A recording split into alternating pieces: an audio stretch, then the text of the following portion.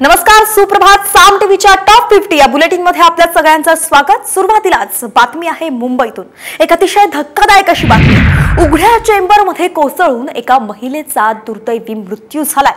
मुंबईच्या अंधेरी पूर्व परिसरात ही दुर्घटना घडली आहे. सिप्स कंपनीच्या समोर मेट्रो लाईन 3चं काम सुरू आहे. त्या ठिकाणी ड्रेनेजचं झाकण खुलं असल्यानं महिला ड्रेनेजमध्ये कोसळली आणि जवळपास 100 ते 150 मीटर दूर अंतरापर्यंत ती वाहून गेली. घटनेची माहिती मिळताच अग्निशमन दलाचे जवान हे घटनास्थळी दाखल झाले.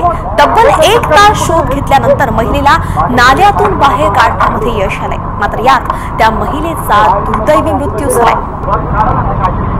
संजय गर्दे आपले प्रतिनिधी आपल्या सोबत जोडले गेलेत. संजय, प्रशासनाचा अतिशय हलगर्जीपणा यातून समोर येतोय. मुंबईच्या अंधेरी पूर्वमध्ये महिलेचा नाल्यात पडून मृत्यू झालाय. सविस्तर अपडेट काय या संदर्भातली?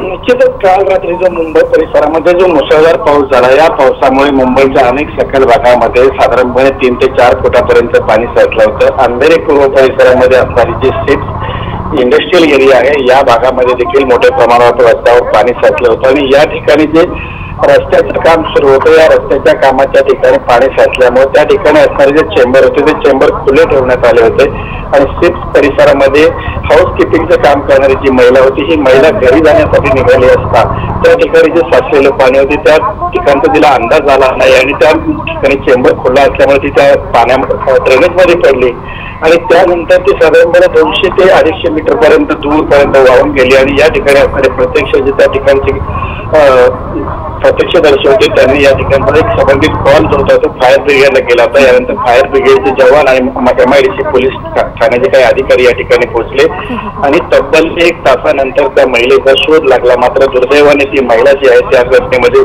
मृत्यू झाला होता आणि कुठेतरी या ठिकाणी जे काम करणारे कंत्राटदार आहे त्या कंत्राटदारांच्या हलगर्जीपणामुळे या महिलेला आपला जीव गमवावा लागल्याची दुर्दैवी घटना जी आहे ती अंधेरी सिप्स परिसरामध्ये घडली आहे. नक्कीच या कंत्राटदाराच्या हलगर्जीपणामुळेच महिलेचा जो आहे तो दुर्दैवी मृत्यू झालाय. धन्यवाद संजय या सविस्तर अपडेटसाठी.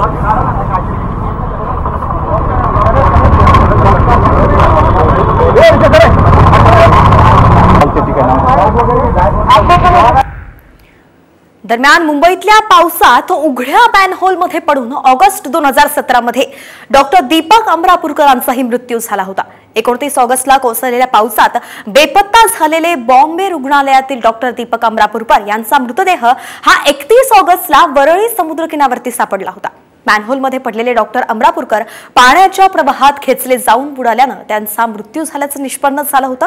मुसळधार पावसात पाण्याचा निचरा व्हावा म्हणून महापालिका कर्मचाऱ्यांनी उघडलेल्या मॅनहोलमध्ये पडून डॉक्टर अमरापूरकर यांचा मृत्यू झाला होता आणि त्याच घटनेची पुनरावृत्ती आताही झाल्याचं दिसतंय. अंधेरीमध्ये एका महिलेचा अशाच प्रकारे मृत्यू झालेला आहे. एका प्रकारे प्रशासनाचा जो आहे हलगर्जीपणाच यातून कळतोय, कंत्राटदाराचा हलगर्जीपणा यातून कळतोय. जर मॅनहोलचं झाकण उघडं असेल तर त्याबद्दल नागरिकांना सांगणं, सतर्क करणं हे कर्तव्य आहे. मात्र ते न सांगितल्यामुळे, त्याची पूर्वसूचना न दिल्यामुळे आता अमरापूरकर यांच्या मृत्यूचाच आपण जे म्हणू पुन्हा एकदा तीच घटना तशी घडलेली आहे. महिलेचाही त्याच प्रकारे मृत्यू झालेला आहे. त्यामुळे आता काय कारवाई होते आणि प्रशासन याबद्दल सतर्क होतं का हे पाहणं हे महत्त्वाचं असेल.